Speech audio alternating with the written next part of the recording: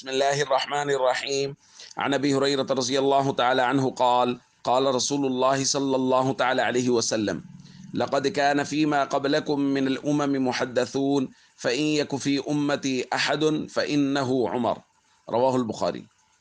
نبی کریم صلی اللہ علیہ وسلم نے ارشاد فرمایا، پکی بات ہے کہ تم سے پہلی امتوں میں محدث ہوا کرتے تھے، یعنی وہ لوگ جن کو الہام ہوتا تھا۔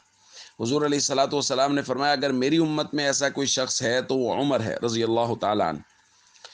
دوستو، حضرت عمر رضی اللہ تعالیٰ عنہ کی شخصیت الہامی شخصیت تھی، اسی لیے بارہا ایسا ہوا کہ کسی معاملے میں جو رائے حضرت عمر رضی اللہ تعالیٰ عنہ کی ہوتی تھی، قرآن کریم بھی اسی رائے کے مطابق اترتا ہے، یعنی قرآن کریم حضرت عمر رضی اللہ تعالیٰ عنہ کی رائے کی تائید کرتا تھا۔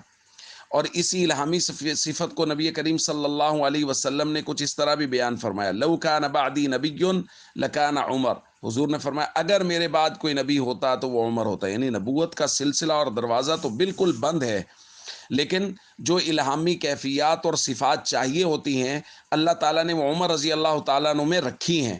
نبوت کا دروازہ بالاتفاق بالکل بند ہے، لیکن الہامی کیفیات حضرت عمر رضی اللہ تعالیٰ عنہ میں موجود ہیں۔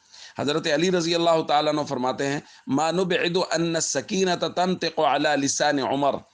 ہمارے ہاں یہ بات کوئی بعید نہیں تھی کہ سکینہ، وقار یا قول فیصل وہ عمر رضی اللہ تعالیٰ عنہ کی زبان پر جاری ہوگا۔